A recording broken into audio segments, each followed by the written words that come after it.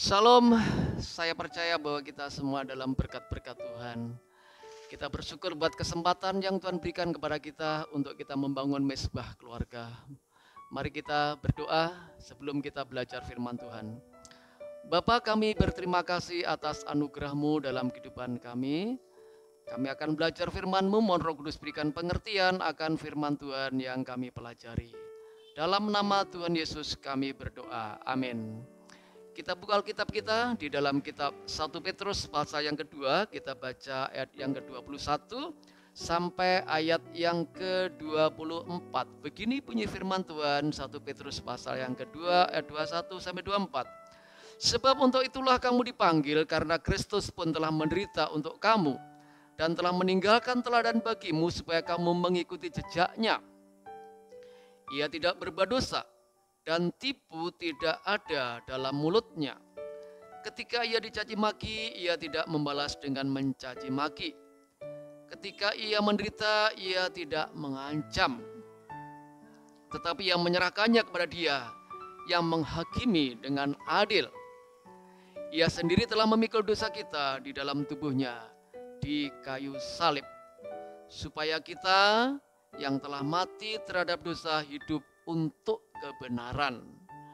Oleh bilur-bilurnya kamu telah sembuh. Kekristenan itu bicara soal identitas ya.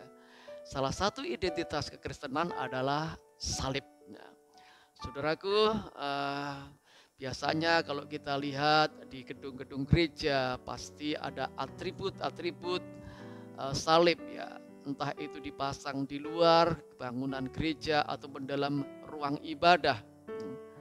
Dan kadang-kadang kita juga melihat salib dalam bentuk pernek-pernek atau hiasan-hiasan yang dipasang di dinding rumah.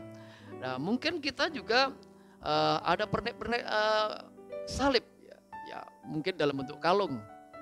Nah, jadi kita lihat di sini bahwa identitas kekristenan itu ya salib tentunya ya. Nah, salib itu bicara soal kasih Allah yang begitu besar dalam kehidupan kita ya. Dia mati di atas kayu salib untuk kita yang berdosa. Jadi ketika kita lihat salib ya, berarti mari kita sadar bahwa disitulah kasih Allah itu diberikan kepada kita. Dan salib itu juga bicara soal keteladanan ya.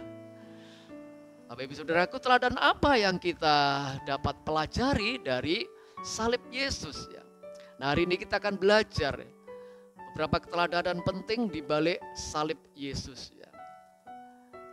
Tema kita yang kita bahas adalah keteladanan salib Kristus ya. Yang pertama, kita lihat di dalam ayat yang ke-22. Ia tidak berbuat dosa dan tipu tidak ada dalam mulutnya. Yang pertama adalah keteladanan tentang kekudusan. Apa itu kudus? Kudus itu di dalam bahasa lain artinya terpisah atau berbeda. Artinya satu kehidupan yang terpisah berbeda dengan kehidupan dengan orang-orang yang di luar Tuhan tentunya ya. Sikap kehidupan yang berbeda. Mungkin bagi orang dunia berbohong, menipu itu ya biasa-biasa saja. Tapi bagi orang yang di dalam Yesus ya, sudah mengalami karya salib Yesus, mari kita meneladani satu sikap supaya kita berbeda.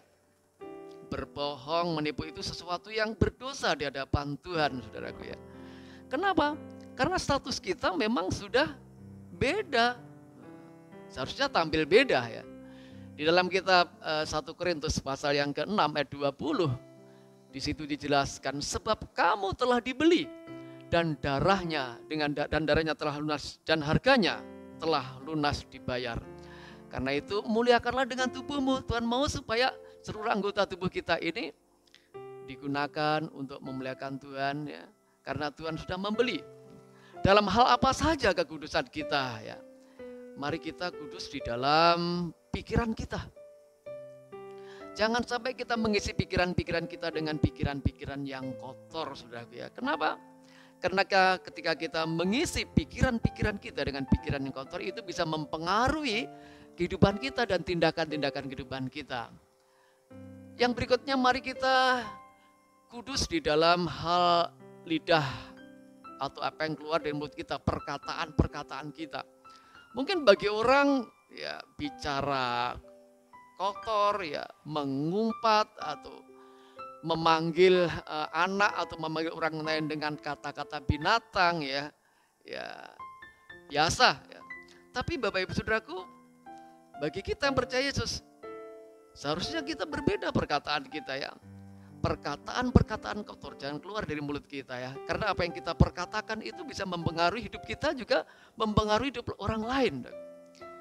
Yang berikutnya, mari kita juga memiliki keteladanan kekudusan di dalam tindakan-tindakan kita. Ya, kita bertindak melakukan segala sesuatu dengan benar, dengan kudus, suci di hadapan Tuhan. Berikutnya yang kedua, keteladanan dari salib Yesus adalah ayat yang ke-23. Di situ dikatakan, ketika ia dicaci maki, ia tidak membalas dengan mencaci maki. Ketika ia menderita, ia tidak mengancam, tapi ia menyerahkannya kepada Dia yang menghakimi dengan adil. Yang kedua, teladan kesabaran. Sabar bukan berarti bicaranya pelan-pelan. Oh, ini orang yang sabar bicaranya pelan-pelan. Bukan, Bapak Ibu ya. Kesabaran itu bicara soal sikap hidup, ya, bukan soal cara bicara atau cara berjalan. Ya. Nah, apa itu makna sabar? Sabar itu punya pemahaman, itu berarti tahan menderita saat diperlakukan secara buruk oleh orang lain. Ya. Diperlakukan tidak adil, harus menderita, tapi dia tahan, dia tidak berbuat salah. Ya. Atau dalam bahasa lainnya itu, dalam pengertian lain maksud saya, sabar itu bicara soal situasi. Ketika kita dalam situasi yang sulit, mungkin situasi rumah tangga kita, situasi bisnis kita, situasi sekeliling kita sulit, tapi kita tetap berjalan di dalam kebenaran ya. Tidak terbawa oleh situasi itu sehingga kadang-kadang kita melakukan tindakan-tindakan yang salah ya. Kadang-kadang kesabaran seseorang diuji ketika bagaimana ketika situasi yang sulit. Disitulah ujian kesabaran ya. Kalau situasinya bagus semua, aman semua ya kira-kira gajinya lancar ya, tidak ada masalah, bisa saja kita sabar. Tapi bagaimana ketika kita dalam situasi yang sulit ya disitulah kita sedang diuji kesabaran kita. Dan salib itu memberikan teladanan buat kita akan kesabaran Yesus. Ketika dia hidup di dunia, ketika jelang disalibkan, dicaci maki, diludahi, bahkan disiksa, tapi dia tetap bersabar, dia tidak mencaci maki, dia tidak membalas. Mari kita belajar dari Yesus. Kenapa? Pembalasan itu haknya Tuhan. Biarlah kita belajar jadi orang yang bersabar. Dan yang ketiga, teladan dari salib Kristus. Ayat yang ke-24 berkata kepada kita, Ia sendiri telah memikul dosa kita di dalam tubuhnya di kayu salib, supaya kita yang telah mati terhadap dosa hidup untuk kebenaran. Yang ketiga adalah bicara keteladanan tentang ketaatan kepada Tuhan. Saudaraku, kita sekarang berada di satu era atau zaman namanya relativisme. Ya, ada orang mengatakan relativisme artinya ya sesuatu yang bisa berubah ya, tergantung situasi dan kondisi. Sesuatu yang sudah menjadi norma, sesuatu yang sudah jadi A misalnya, tapi bisa berubah menjadi B atau menjadi C, saudaraku ya. Tergantung situasi, kondisi atau cara menafsirkan orang.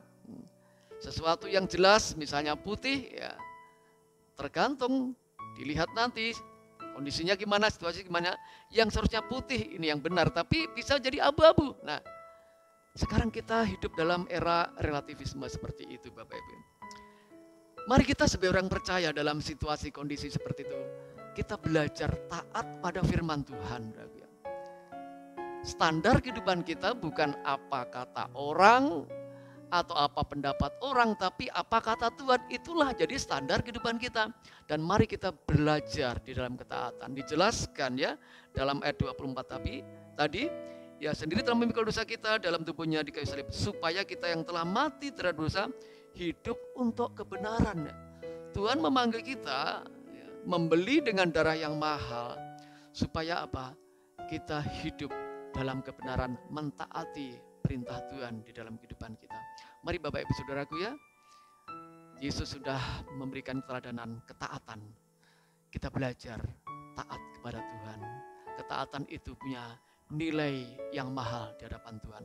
Tuhan menghargai, Tuhan menghormati, dan Tuhan juga akan memberikan anugerahnya buat orang-orang yang mentaati firman-Nya. Jadi hari ini kita belajar dari salib Yesus, ya, dari gambar salib yang kita miliki, atau mungkin kita memakai pernik-pernik salib atau kalung salib, ya mari kita belajar diingatkan.